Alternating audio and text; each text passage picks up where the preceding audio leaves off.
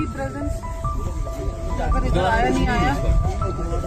क्या आप यकीन करेंगे कि 3800 मीटर की ऊंचाई पर बर्फीले पहाड़ों के बीच से दो पढ़े लिखे नौजवान अचानक हवा में गायब हो जाते हैं और उनका एक छोटा सा सुराग तक नहीं मिलता। क्या यह सिर्फ कुदरत का कोई खौफनाक जाल है या फिर इसके पीछे छिपी है कोई ऐसी कड़वी सच्चाई जो आपके होश उड़ा देगी? आज से ठीक एक महीना पहले 24 साल की MBA छात्रा बबीता पांडे गायब हुई थी और अभी प्रशासन उसकी तलाश में जुटा ही था कि ठीक उसी दिन उसी तारीख को नोएडा का एक 28 वर्षीय सॉफ्टवेयर इंजीनियर अभिषेक चौहान भी हमेशा के लिए लापता हो गया। दो अलग अलग रास्ते, दो अलग अलग ट्रैक, लेकिन गायब होने का दिन और समय बिल्कुल एक जैसा। अब पूरे देश में यह सवाल गूंज रहा है कि क्या बबीता और अभिषेक एक दूसरे को पहले से जानते थे?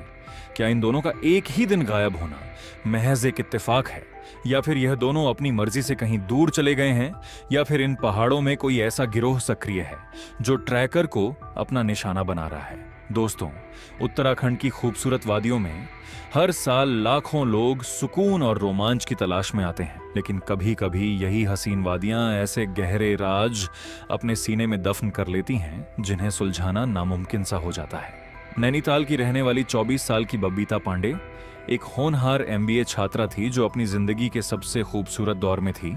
उसे पहाड़ों से बेहद प्यार था और इसी शौक के चलते वह अपनी पढ़ाई के बीच समय निकालकर ट्रैकिंग पर जाया करती थी। मई के महीने में उसने उत्तरकाशी के प्रसिद्ध दयारा बुग्याल ट्रैक पर जाने की योजना बनाई। दयारा बुग्याल अपनी मखमली घास और पहाड़ों के अद्भुत दृश्यों के लिए जाना जाता है। बबीता अपने दो दोस्तों के साथ इस ट्रिप पर निकली थी।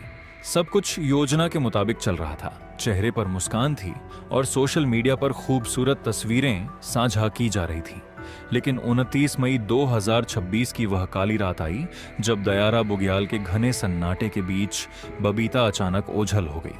उसके दोस्तों का कहना है कि रात के समय वह अचानक कैंप से निकली और फिर कभी वापस नहीं लौटी।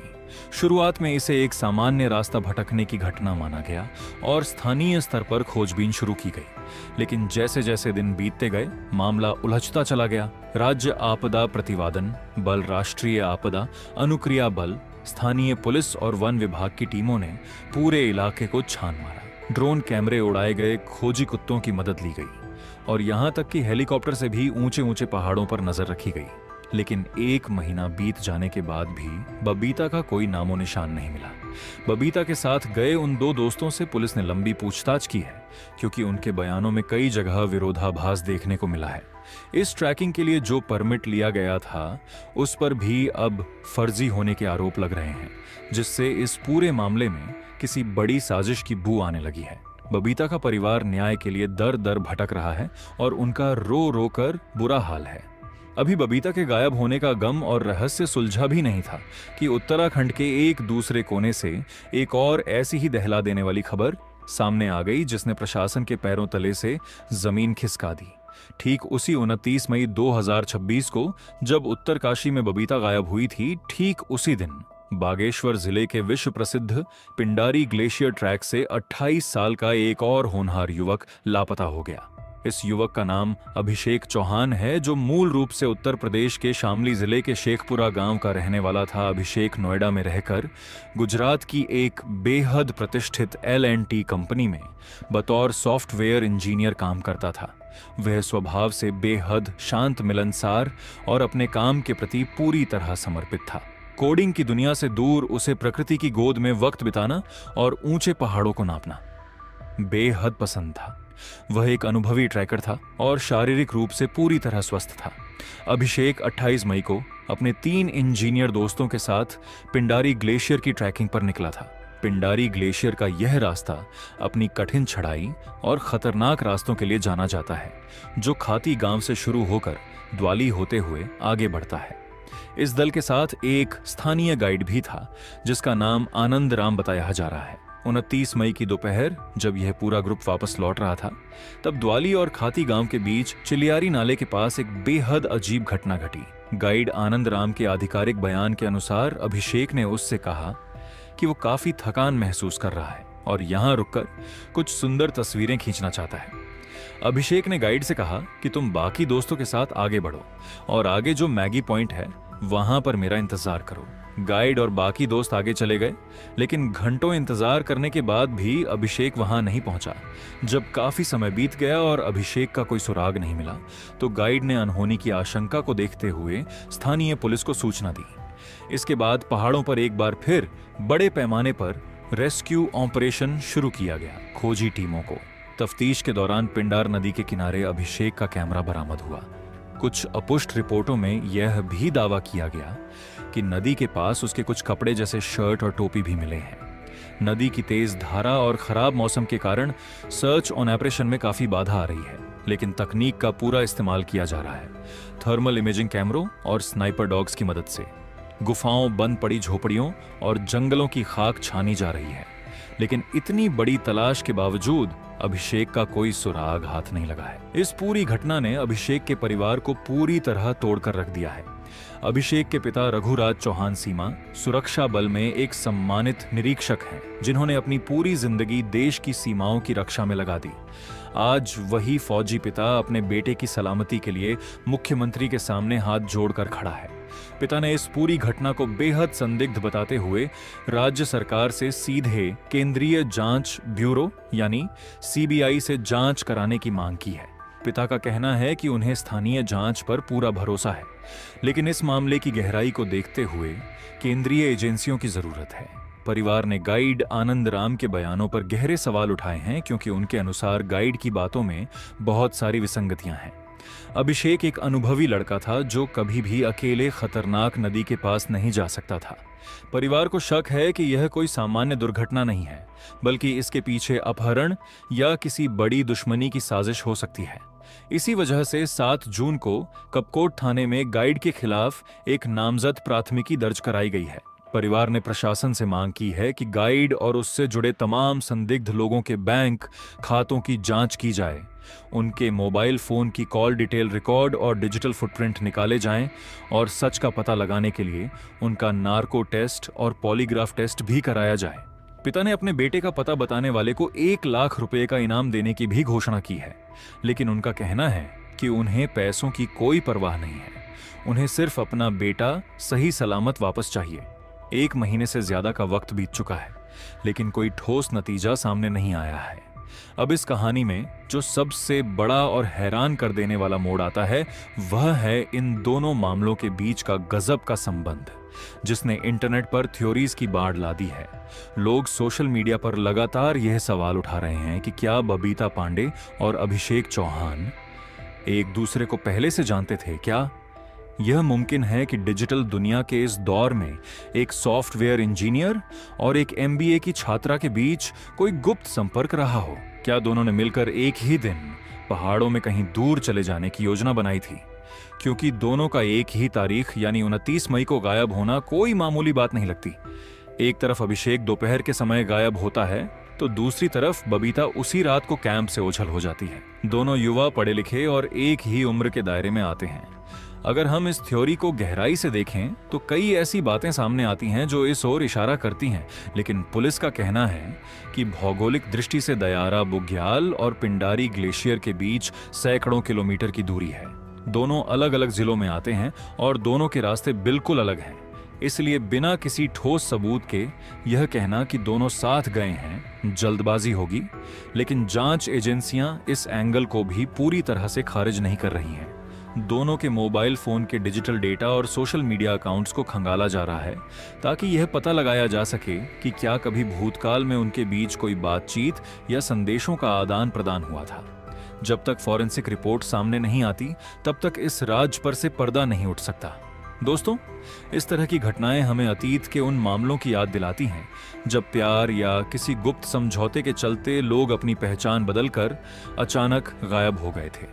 भारतीय अपराध और सामाजिक इतिहास में ऐसे कई किस्से दर्ज हैं जहां किसी ने खुद को लापता घोषित करवा दिया ताकि वो समाज की नजरों से दूर अपनी एक नई दुनिया बसा सके। बरसों पहले का वह मशहूर सनम बेवफा कांड तो आपको याद ही होगा, जहां एक प्रेमी जोड़े ने समाज और परिवार के डर से खुद को पहाड़ों में गुमशुदा दिखा दिया था और बाद में पुलिस तफ्तीश में पता चला कि वे दोनों किसी दूसरे राज्य में नाम बदल कर रह रहे थे। ऐसे मामलों में अक्सर लोग अपने पीछे जानबूझकर ऐसे सुराग छोड़ जाते हैं जिससे पुलिस को लगे कि उनके साथ कोई दुर्घटना हुई है। जैसे नदी के किनारे कपड़े या कैमरा छोड़ देना ताकि जांच की दिशा भटक जाए। इसके अलावा देश में ऐसे कई और भी मामले आए हैं जहां लोग अपनी मर्जी से गायब हुए और सालों बाद किसी दूसरे शहर में बिल्कुल अलग जिंदगी जीते हुए पाए गए। कुछ मामलों में कर्ज के जाल से बचने के लिए तो कुछ में पारिवारिक दबाव के कारण लोग ऐसा कदम उठाते हैं, लेकिन बबीता और अभिषेक के मामले में ऐसा कोई आर्थिक या पारिवारिक दबाव सामने नहीं आया है।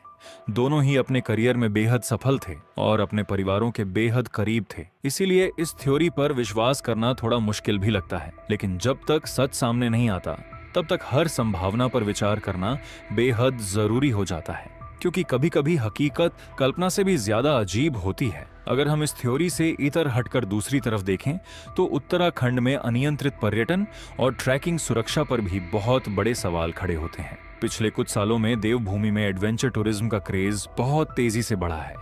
हर साल हजारों युवा बिना किसी ठोस तैयारी के इन ऊंचे और दुर्गम रास्तों पर निकल पड़ते हैं, लेकिन क्या हमारे पास इन ट्रैकर्स की सुरक्षा के लिए कोई पुख्ता इंतजाम है? क्या जो गाइड्स इन पर्यटकों को लेकर जाते हैं वे पूरी तरह से प्रशिक्षित और प्रमाणित हैं?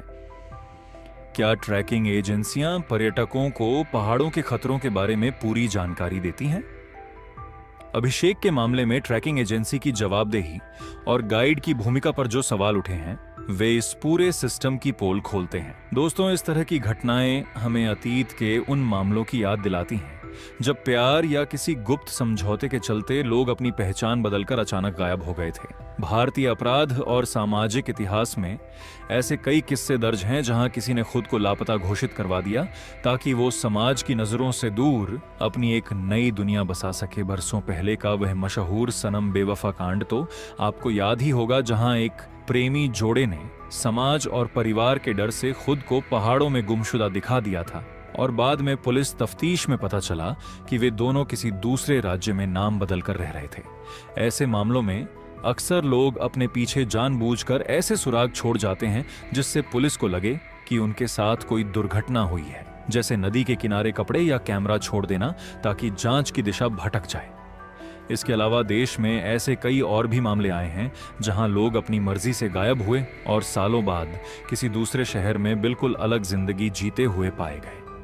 कुछ मामलों में कर्ज के जाल से बचने के लिए तो कुछ में पारिवारिक दबाव के कारण लोग ऐसा कदम उठाते हैं, लेकिन बबीता और अभिषेक के मामले में ऐसा कोई आर्थिक या पारिवारिक दबाव सामने नहीं आया है। दोनों ही अपने करियर में बेहद सफल थे और अपने परिवारों के बेहद करीब थे। इसीलिए इस थ्योरी पर विश्वास करना थोड़ा मुश्किल भी लगता है, लेकिन जब तक सच सामने नहीं आता तब तक हर संभावना पर विचार करना बेहद जरूरी हो जाता है, क्योंकि कभी कभी हकीकत कल्पना से भी ज्यादा अजीब होती है। अगर हम इस थ्योरी से इतर हटकर दूसरी तरफ देखें तो उत्तराखंड में अनियंत्रित पर्यटन और ट्रैकिंग सुरक्षा पर भी बहुत बड़े सवाल खड़े होते हैं। पिछले कुछ सालों में देवभूमि में एडवेंचर टूरिज्म का क्रेज बहुत तेजी से बढ़ा है।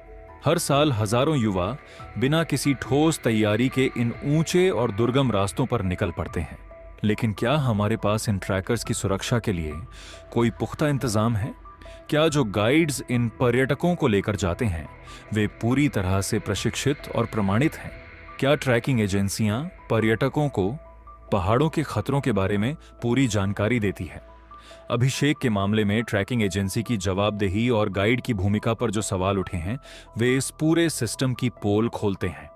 एक्सपर्ट्स का मानना है कि उत्तराखंड के ऊंचे बुग्याल और ग्लेशियर जितने खूबसूरत हैं उतने ही खतरनाक भी हैं। वहां का मौसम कब बदल जाए कोई नहीं जानता। तेज बर्फीली हवाएं, संकरे रास्ते, ऊंचाई के कारण होने वाली बीमारी और जंगली जानवरों का हमला, यह कुछ ऐसे खतरे हैं जो हमेशा बने रहते हैं। मानसून के आसपास पहाड़ों पर जाना और भी ज्यादा जोखिम भरा हो जाता है, क्योंकि जमीन खिसकने और नदियों का जल स्तर अचानक बढ़ने की घटनाएं आम होती हैं। ऐसे में अगर कोई ट्रैकर रास्ता भटक जाए या किसी गहरी खाई में गिर जाए तो उसका पता लगाना बेहद मुश्किल होता है।